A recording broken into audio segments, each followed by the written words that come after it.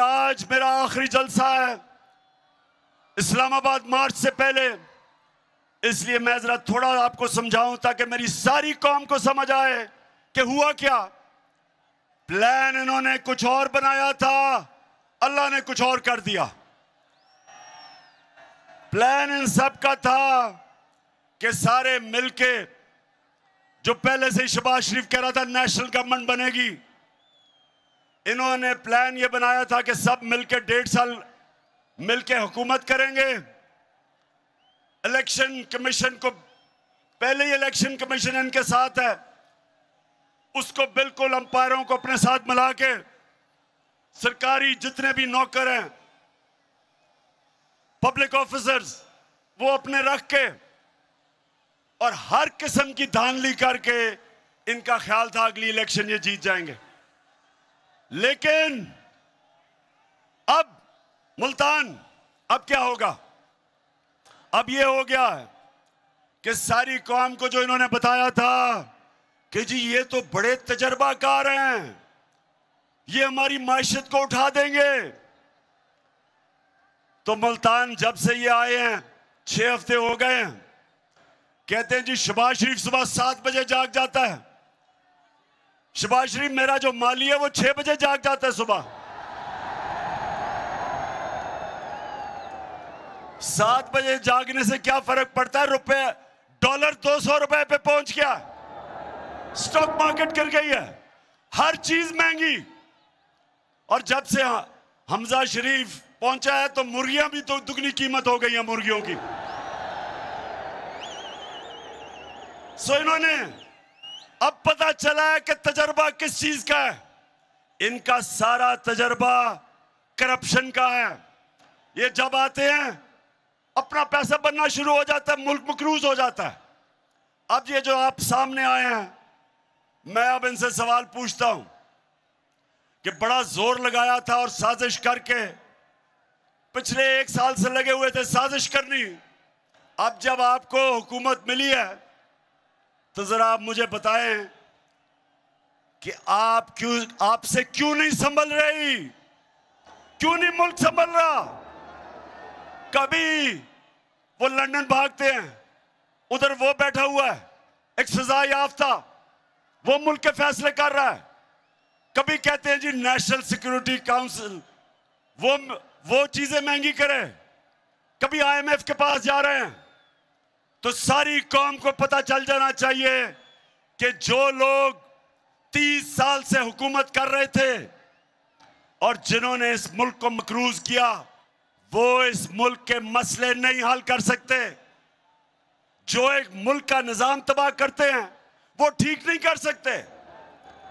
और अल्लाह का शुक्र है आज मुल्तान, मैं बड़े फख्र से कहता हूं कि जो हमारे 3.5 साल में हुआ, जिस तरह की माइशत की तरक्की हुई, मैं आज चैलेंज करता हूं सबको कि इनके 30 साल में कोई वक्त बता दें जो उस तरह की तरक्की हुई हो हर शोबे में। आज किसानों के पास जो उनकी फसलों का उनको पैसा मिला है, पाकिस्तान की तारीख में कभी किसानों को इस तरह उनकी पैदावार की कीमत नहीं मिली जो आज मिली है। 60% पाकिस्तान देहात में जिस तरह की खुशहाली देहात में आई, मैं चैलेंज करता हूं, बताएं कभी कि इस तरह की खुशहाली आई हो। दूसरी चीज, इंडस्ट्री। मुल्क तो तब आगे बढ़ता है जब उसकी इंडस्ट्री तरक्की करती है। अयूब खान के दौर के बाद मैं ये भी फख्र से कहता हूं कि हमारा पिछले 2 साल पाकिस्तान की इंडस्ट्री के लिए बेहतरीन साल थे। सबसे ज्यादा ग्रोथ रेट हमारे दौर में हुई। मुशर्रफ के दौर में जब थोड़ा सा हुआ था तो डॉलर आ रहे थे क्योंकि हम उनकी अमेरिकनों की जंग लड़ रहे थे। ये हमने मुश्किल वक्त में कोरोना के दौर में अपनी इंडस्ट्री को उठाया। रिकॉर्ड एक्सपोर्ट्स है पाकिस्तान की, रिकॉर्ड रेमिटेंसेस हैं, यानी कि रिकॉर्ड डॉलर आए हमारे दौर में। हमने सबसे ज्यादा टैक्स इकट्ठा किया। हमारी जो IT इंफॉर्मेशन टेक्नोलॉजी जो मुल्क का फ्यूचर है। सबसे ज्यादा काम हमारे वक्त हुआ, 75% आईटी की एक्सपोर्ट्स बढ़ी। हम सारे बर्रे सगीर में हमारी पॉलिसीज की वजह से सबसे ज्यादा आज रोजगार पाकिस्तान में है बनस्बत बर्रे सगीर के। तो मैं इनसे पूछता हूं कि आपने इतना जोर लगा के साजिश करके जो गवर्नमेंट गिराई, तो आप बताएं, शुक्र है अल्लाह का कि मुवाजना हो रहा है हमारे दौर और इनके दौर का। और अगर मुझे अपने मुल्क की फिक्र ना हो मुल्तान, अगर मुझे अपने मुल्क की आज फिक्र ना हो, तो मैं तो चाहूंगा ये और चले, चंद महीने इनको और चलने दो, ताकि सारी कौम के सामने ये इनकी असल शक्ल नजर आए कि सिवाय करप्शन के इन्होंने आज तक किया ही कुछ नहीं है। जितनी देर चलेंगे ये जलील होंगे, और जिन्होंने साजिश करके इनको लेके आए वो भी साथ जलील होंगे। इसलिए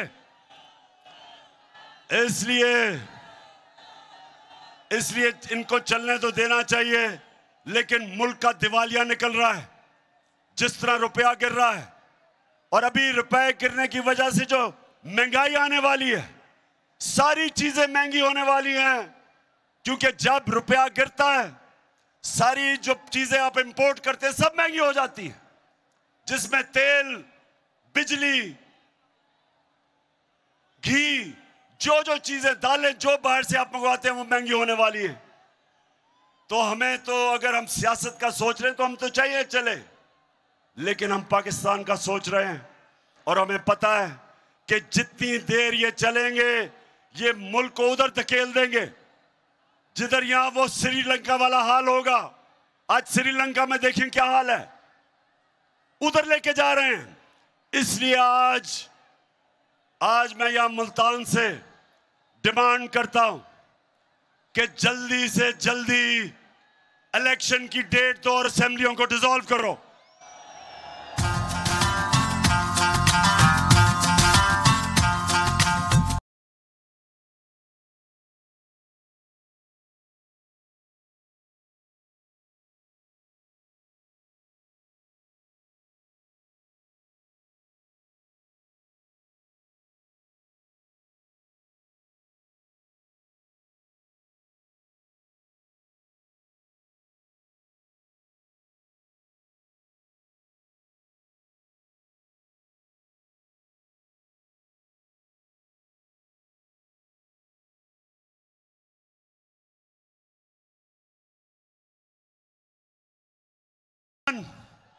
मुल्तान,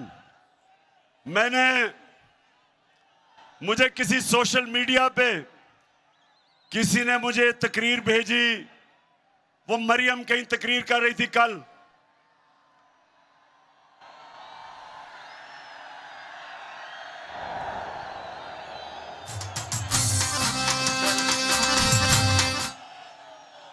अब उस तकरीर जो मुझे भेजी सोशल मीडिया पे, उसमें उसने इतनी दफा और इस जज्बे से और इस जुनून से मेरा नाम लिया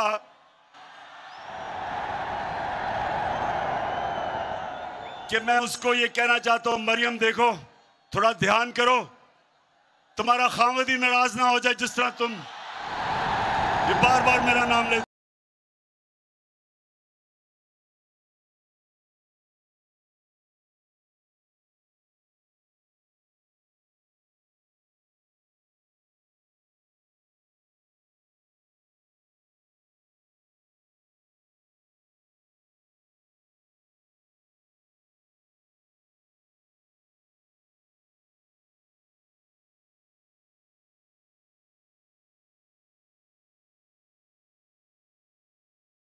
कि इतना ज्यादा इनको मेरे पर गुस्सा है क्यों?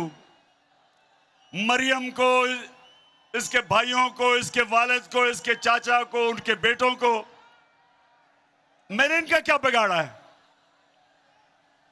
केसेस तो इनके सारे पुराने बने हुए हैं। हमारे आने से पहले सारे इनके ऊपर करप्शन के केसेस बने हुए हैं। केसेस तो इनके दौर के बने हुए हैं। नवाज शरीफ के और मरियम के जो दो भाई और उसके बेटे, वो तो इनके दौर में दुम दबा के भागे थे। इसहाक डार जो इनका मुंशी, वो इनके दौर में भागा था, उसके बेटे इनके दौर के बाहर गए थे। शहबाज शरीफ का दामाद, जब करप्शन का केस उस पे हुआ, वो इनके दौर में बाहर भागा था।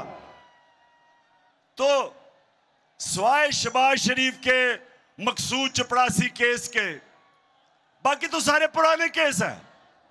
तो मेरे से गिला किस चीज का कि मैं आपके केस नहीं माफ करता? क्या मैं आपको कानून के नीचे लाने की कोशिश कर रहा हूं? क्या मैं आपको यह समझाने की कोशिश कर रहा हूं कि किसी भी महज़ब माशरे में सारों के लिए एक कानून होता है?